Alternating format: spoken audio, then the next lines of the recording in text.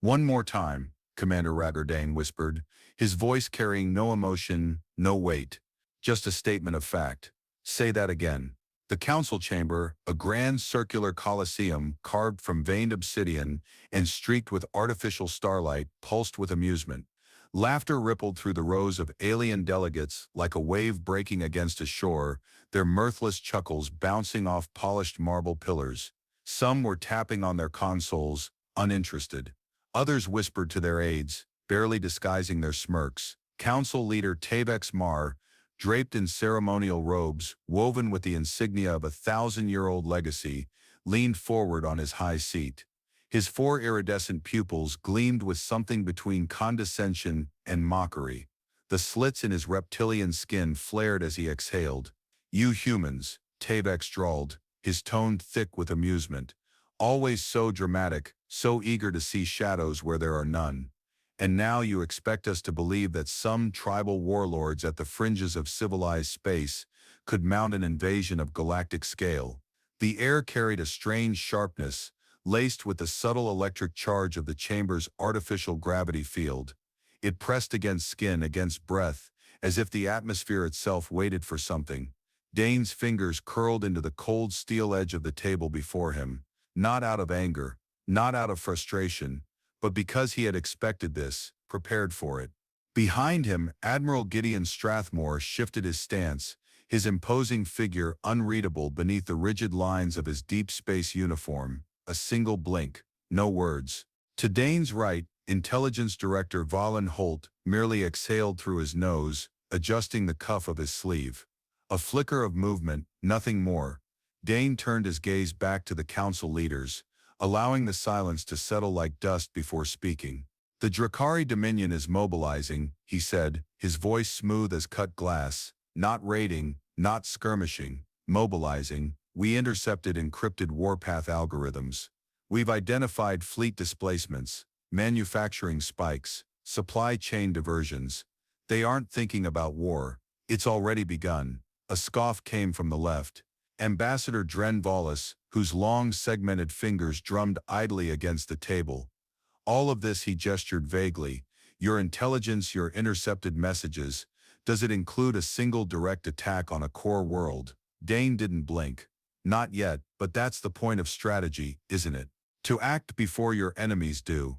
Another ripple of amusement spread across the chamber, like watching a fire spread through dry leaves.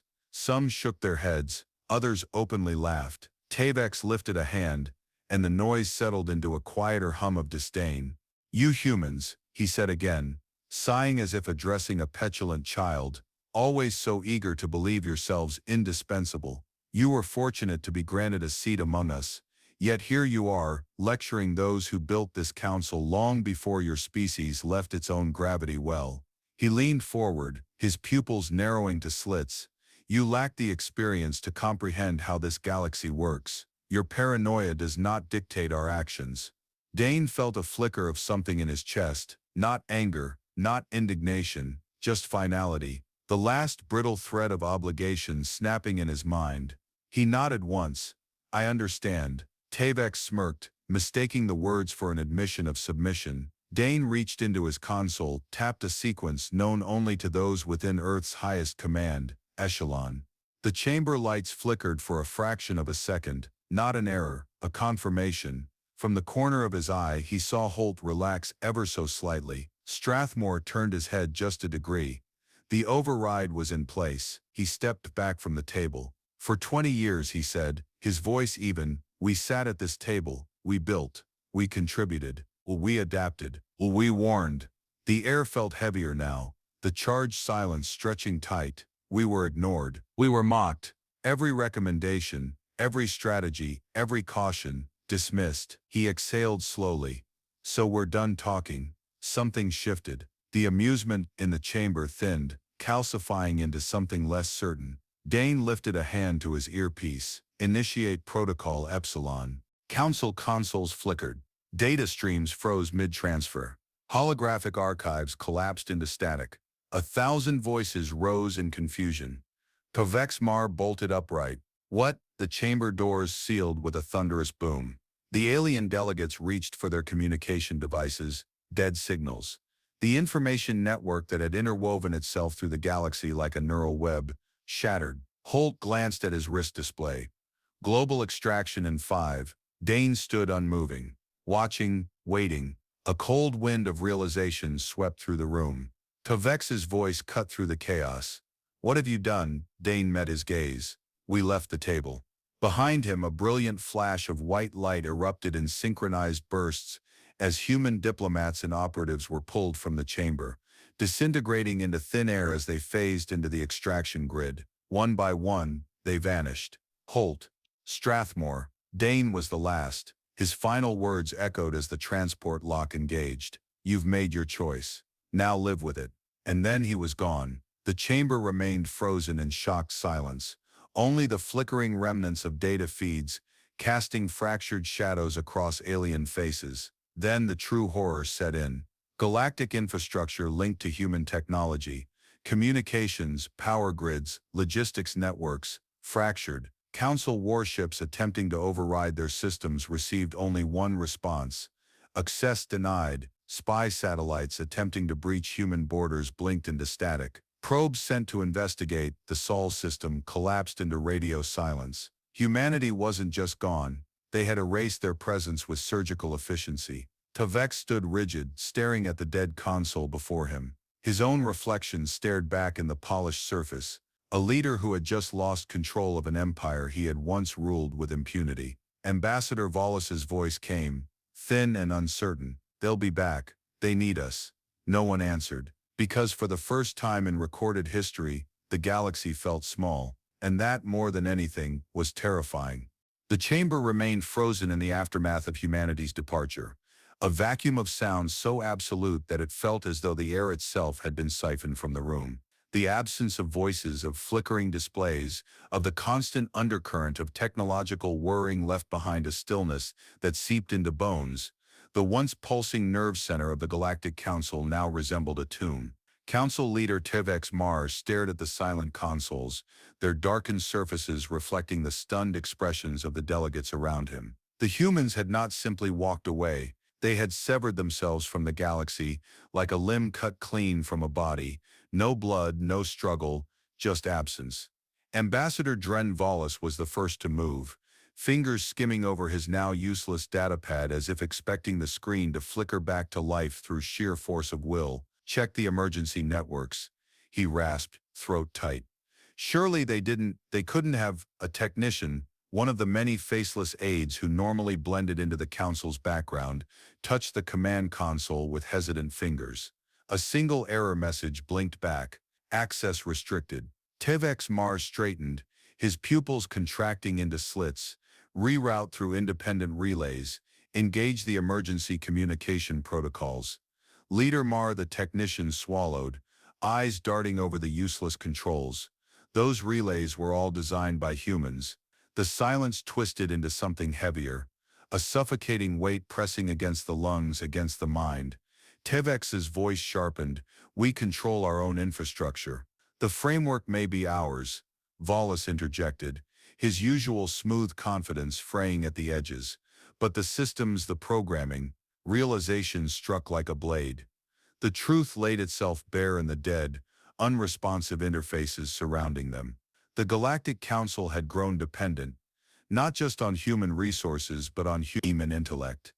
Their technology had woven itself so seamlessly into the galaxy's systems that no one had noticed the slow entanglement until now, when it had been ripped away. "Contact the outer fleets," Mars snapped, forcing steel into his voice. "Find a ship, something not reliant on human modifications." The order sent a ripple through the room, snapping the delegates into motion, their movements tinged with urgency. Tevex Mar turned away from them, toward the massive observation window, overlooking the capital planet's skyline. Normally, the view was cluttered with orbital traffic, ships gliding between spaceports, their navigation routes guided by human-assisted AI. Now the skies felt thinner. It took only an hour for the first report to arrive.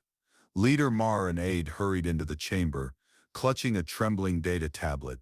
"Long-range communications have failed. All human-linked stations are offline. Trade convoys that relied on their jump gates have vanished. Vanished. Mars' gaze sharpened. The aides swallowed.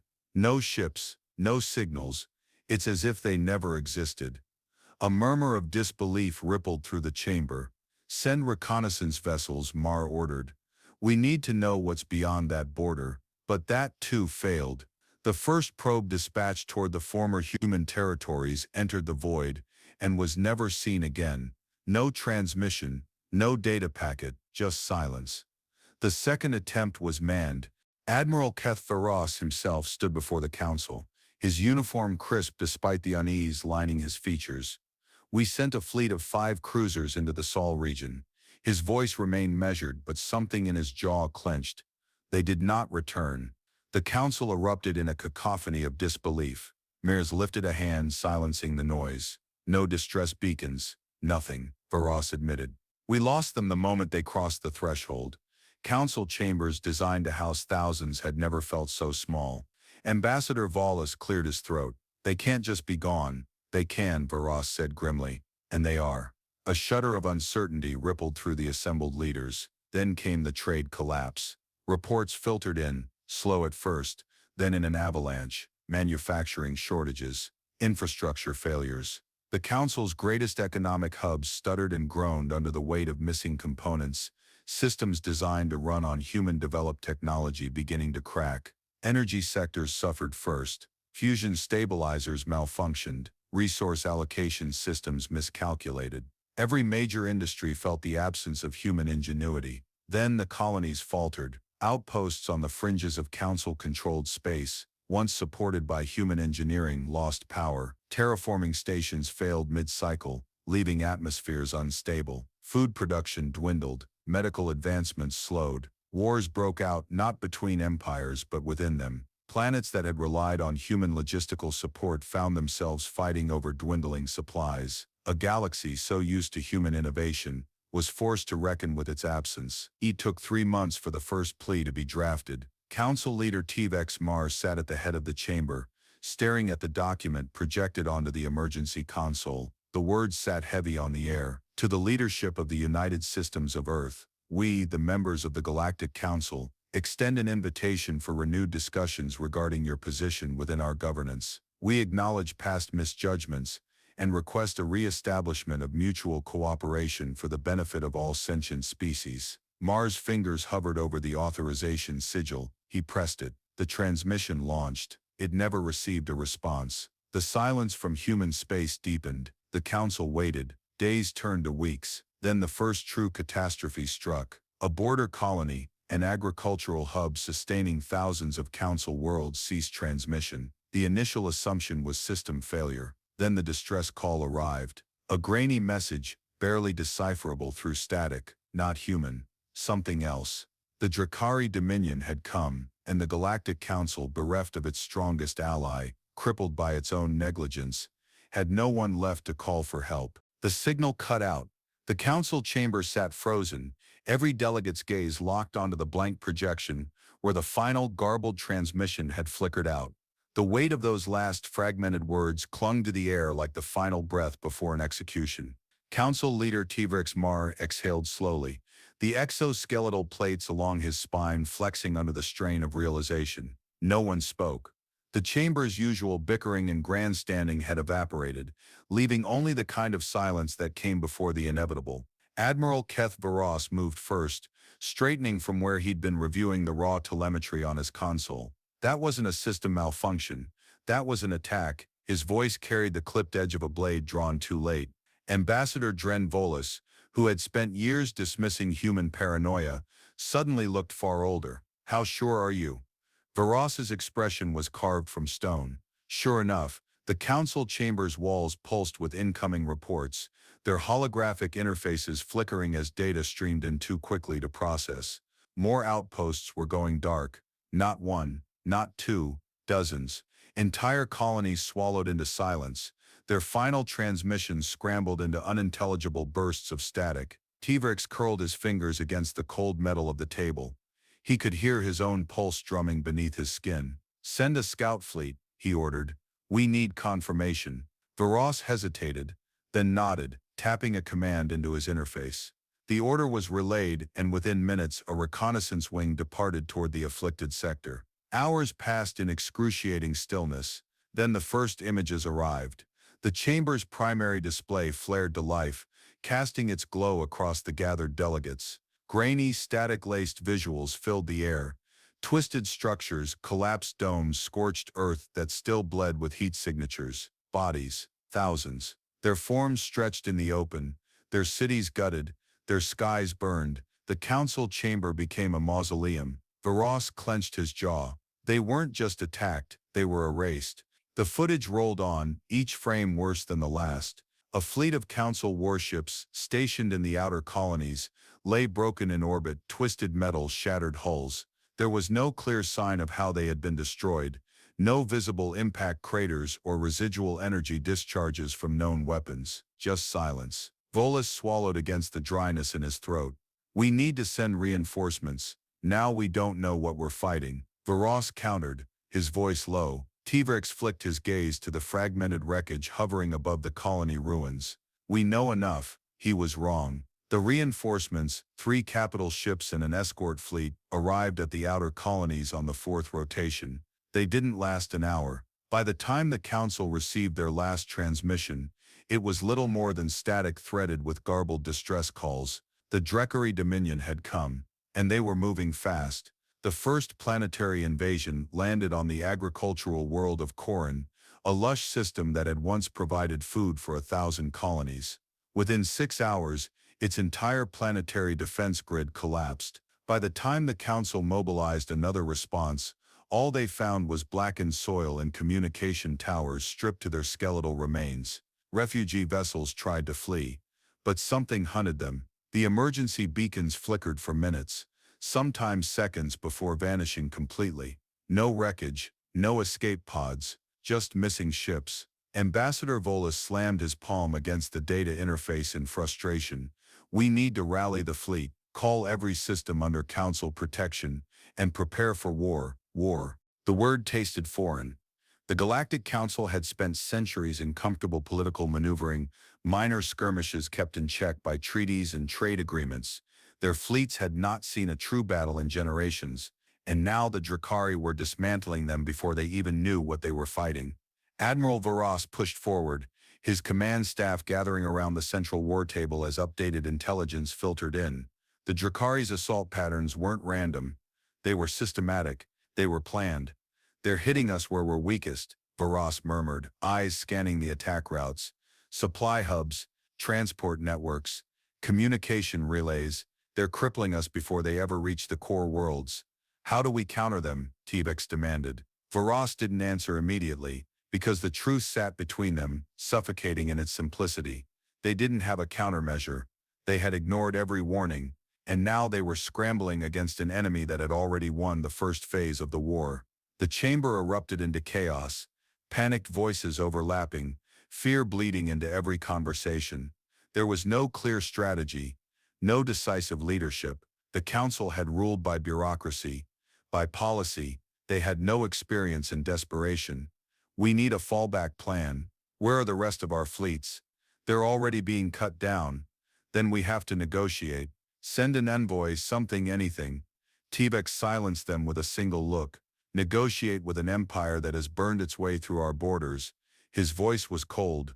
No, we fight. We hold the core worlds at all costs. Varos spoke with measured control. And what do we do when they reach us? Tvrex turned, locking eyes with him. We stop them. The words sounded hollow. The meeting dissolved into frantic battle plans, each scenario more desperate than the last, but something gnawed at the edges of the chaos, creeping beneath the floorboards of their fear, a realization, a truth no one dared say aloud. They weren't going to stop the Drekari. They weren't even slowing them down. The Drekari knew exactly how to dismantle them, where to strike, how to exploit every fault line in their governance, because someone had already studied the council's weaknesses, someone had already mapped every vulnerability, and those someones were gone. Admiral Varos finally exhaled, rubbing a hand over his face. Then in a voice that barely carried past the crackling displays, he said what no one else dared. We need the humans. The council chamber turned silent. No one moved. T-Vex's expression hardened. They abandoned us. They warned us, Varas corrected. We ignored them. And now we are paying for it. A heavy pause stretched between them, thick with unspoken truths. Ambassador Volis inhaled sharply. We don't even know if they'll listen, if they even still exist. Varas looked at him. Then we find out. T-Vex's grip tightened on the console. He turned to the communications officer. Prepare a diplomatic vessel. I want an envoy sent to human space immediately. And if they refuse to receive us, the officer asked quietly. Varas studied the war map, eyes tracing the inexorable path of the Drakari invasion. Their worlds were burning. Their fleets were shattering. Their enemies were advancing without hesitation. Finally he answered. Then we hope they don't watch us burn from the dark. The diplomatic vessel glided into the cold unknown, swallowed by the absence that was human space. No beacons, no trade routes, no drifting satellites, broadcasting automated pings. It was an unnatural stillness, like stepping into a house where the walls remembered voices long after the people had left. Ambassador Dren Volis stood at the viewport, hands locked behind his back. His reflection wavered in the reinforced glass, a ghost staring back. He had been the loudest skeptic, the first to dismiss humanity's warnings. Now as the ship drifted forward with cautious thrusts, that arrogance burned like a phantom wound. Any response? He asked. The communications officer tapped through encrypted channels, adjusting frequency layers with meticulous hands. No signals, nothing on the usual spectrums. They're here, Admiral Keth Varas murmured. Volis turned. You sound confident. Varas didn't take his eyes off the blackness ahead. Because silence that deep, it's not nature, it's design. A ripple passed through the vessel as if space itself had shifted, and then the ship's exterior sensors collapsed into static. The pilot stiffened, adjusting controls. We're blind, she said, trying to recalibrate. Something suppressing our readings. No warning, no alarms, just the sudden unraveling of reality. A light appeared in the distance, a single beacon. It blinked in measured intervals, like a heartbeat. The pilot exhaled through clenched teeth. We're being guided. Follow it, Varas ordered. The ship obeyed, sliding into the artificial corridor of darkness where the beacon pulsed. The deeper they traveled, the more the blackness folded around them, as though something unseen had been watching, waiting. Then the shadows peeled back, the sensors surged to life, revealing what had been hidden. A colony of giants, massive orbital platforms hovered like celestial fortresses, their steel arteries glowing with power grids that pulsed like veins beneath armored plating. Warships, sleek, brutal in design, lined the void, arranged in formations too exact to be coincidence. But they weren't docked, they were poised, prepared. Volis inhaled sharply. They've been building. They never stopped, Varas corrected. A transmission clicked through the comms. A voice, controlled and weighted, filled the cabin. Council vessel. State your purpose. Volis stepped forward, clearing his throat. This is Ambassador Dren Volis of the Galactic Council. We come seeking an audience with your leadership. Silence stretched, taut as wire. Then the response came, unhurried, deliberate. Follow the beacon, deviate, and you will not return. The connection severed. The pilot exchanged glances with Varas. Orders? The admiral's jaw flexed. Do as they say. The ship followed the blinking path, weaving past warships that tracked their every movement. There was no mistaking it now. Humanity had disappeared, not out of weakness, but by choice. They had withdrawn into the dark and grown sharper in the silence. The diplomatic vessel was directed toward a station unlike any in Council space. It was a city built for war. Bastion-class fortifications rose in layered tiers, each level bristling with defense grids and automated weapon platforms. This was no mere stronghold. It was an empire waiting to be acknowledged. The ship locked into docking clamps. Airlocks hissed, decompressing, and then the doors opened. Humans awaited them. They were different. Their postures carried a quiet discipline, the kind carved from rigorous training and the weight of expectation. Their armor bore no decorative embellishments, only function, layered plating designed for endurance, weaponry integrated seamlessly into modular exosuits, and their eyes, not cold, not cruel, just calculating, as if every variable had already been accounted for before Volis even stepped onto the platform. A woman stepped forward, her presence sharp without effort. She wore no insignia, but she didn't need to. Authority settled around her like gravity. "I am Director Velen Holt," she said. "You are expected."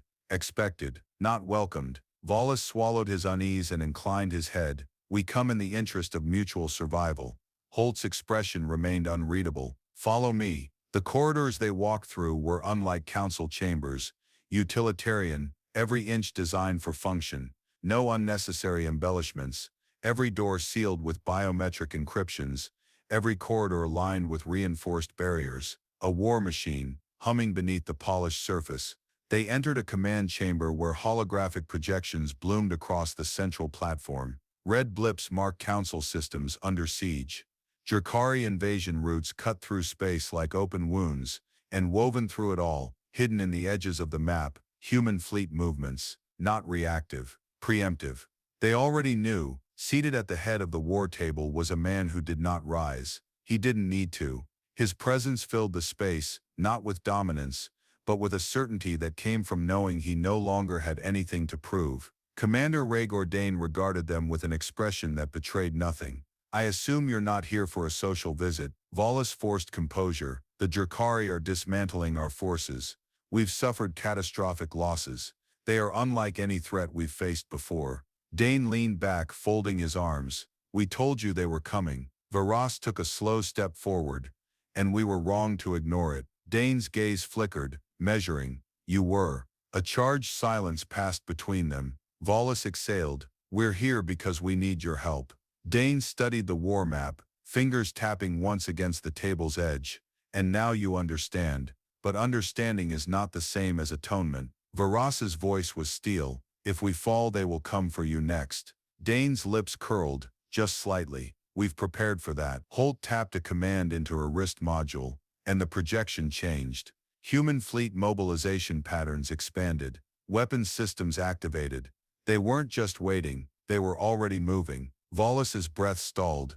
"You're launching an offensive." Dane finally stood, walking toward the projection. His shadow stretched across the holograms, casting darkness over the Drakari strongholds. "We do not fight wars the way the Council does," he said evenly. "We don't react. We eliminate." Varas exhaled, tension bleeding from his frame. "Then you will help us."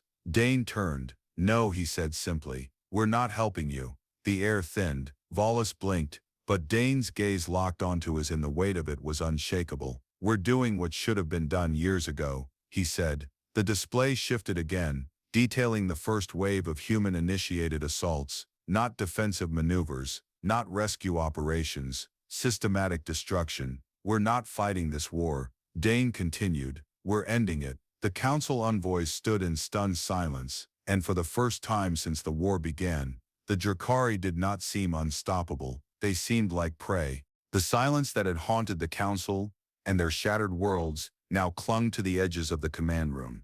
The air felt unnervingly thin, as though the galaxy itself was holding its breath. Commander Rhaegar Dane stood still, a sentinel against the war maps flashing before him. Humanity had done more than survive. It had decimated their enemies, erased their oppressors from the map, and now, as their forces moved like predators in the night, the galaxy had to make a choice. Would it fall in line, or would it face the full force of a species that had learned to fight for itself? Behind Dane, Admiral Keth Varos shifted uneasily, the weight of his decision settling on his shoulders. He had once believed that humanity was merely a useful tool, an ally, a means to an end. Now he wasn't sure what he believed, only that everything had changed. The Drakari Dominion, which had spread like a plague across the galaxy, was now reeling. Their strongholds had crumbled under humanity's relentless calculated bombardments. Their fleets had scattered, unable to withstand the overwhelming precision of human tactics. No other race had ever fought like this. Not the Council, not the Dominion, not anyone. "I've seen death," Varos muttered, his voice rough with disbelief. "But nothing like this." Dane didn't turn, but his gaze remained focused on the tactical display as the Drakari homeworld came into view. It was a world in flames, cities crumbling into dust, their once imposing military fleets reduced to debris floating in the vacuum. "You wanted to know what humanity could do when pushed to the edge," Dane said softly. This is the answer. Varos's eyes narrowed. We didn't push you to this. We didn't choose to abandon you. You did, Dane replied, his voice calm but unwavering, when you refused to listen, when you laughed at our warnings, when you ignored the truth. A chilling stillness hung between them. The gravity of the moment weighed heavily on Varos's chest. We thought we were in control. We were wrong. Dane's voice carried the finality of a long-held truth. You were never in control. And now the galaxy will understand the consequences of that arrogance. The comm system flared to life, the voice of Director Valen Holt cutting through the tension. Commander, the Drakari have made contact. They want to surrender. Dane's expression remained unchanged, but inside, a brief flicker of something colder than victory passed through him. The Drakari had finally realized what every other species in the galaxy was starting to see. Humanity wasn't just a survivor. Humanity was the apex predator. Send them a message. Dane said, tell them their fate is sealed. There is no negotiation. Holt's voice returned, more guarded this time. Understood, sir. As she disconnected, Varos turned fully toward Dane, the weight of the impending decision heavy between them. They were once an empire, he said quietly. Do we really have to wipe them out entirely? Can't we just force them to kneel? Dane's gaze finally turned to meet his. There was a flicker of understanding in his eyes, but it was not one of compassion. They never knelt when we begged them to listen. They will understand the cost of their pride in the only language they know. The room was silent again. Then, without another word, Dane activated the final phase of their plan. A single command rippled through humanity's fleets. Operation Annihilation. The Drakari fleet began to disintegrate, piece by piece. No mercy, no surrender. Just a calculated, relentless onslaught that eradicated their infrastructure, their defenses, and their will to continue. Humanity had become the hammer. The Drakari were no longer even a threat to the galaxy. They were nothing. Hours passed, and the visual feed finally updated. Dean's gaze stayed fixed on the last vestiges of Drakari resistance falling, until the final ship blinked out of existence. Their homeworld lay in ruins, a once proud empire reduced to a scar on the map. The stars above them seemed dimmer in the wake of their destruction. Varos stood beside Dane, staring at the tactical display, his voice a whisper of disbelief. Is this really what we've become? Dean turned his head, his eyes cold and unyielding. This is what you made us. This is what the galaxy made us. You taught us to fight or die, and now we are the ones who decide how the galaxy will be ruled. Varos's jaw clenched. The weight of Dean's words pressed on him, suffocating him. They had known the truth all along, hadn't they? Humanity had been the last force to truly be tested in the fires of war. It had taken their enemy, their once dismissed allies, the Drakari, to show the galaxy how fragile their power truly was. Humanity had outlasted them all, had risen from the shadows and struck harder than anyone imagined. I thought we were the ones with the power, Varos muttered. Dean's eyes flashed with cold resolve. You never had the power, you only thought you did. A new transmission beeped through, this one from the remaining Galactic Council members. The tone was different, frantic, almost pleading. Commander Dane, came the voice of T-Vex Mar, the leader of the now dissolved council. We are prepared to negotiate. Dean didn't need to hear the rest. His fingers hovered above the comm system, his voice resonating through the speakers. There's nothing to negotiate. Humanity doesn't need you, you need us. The room went quiet. The finality of Dean's words settled over the council delegates, their collective realizations sinking in. You've been given a choice, Dean continued, his voice echoing through the air. You either adapt to the new order, or you perish in the dust of your own arrogance. He paused, watching the faces of the stunned representatives on the screen, their expressions a mixture of fear and reluctant respect. Humanity will return to the table, Dean said, his voice now carrying the weight of command. But when we do, we will set the terms. The transmission clicked off. Varos stood motionless, the implication of those words reverberating through him. And what terms will those be? Dean turned back to face the shattered map, his voice unwavering: equality, power, and the guarantee that no one ever underestimates humanity again. The room fell into the kind of silence that only comes after the inevitable conclusion. The galaxy had learned its lesson, but at what cost? Dean stood there, the weight of the moment wrapping around him like a cloak. The galaxy would never be the same again. And humanity had claimed its place at the table, not as equals but as rulers.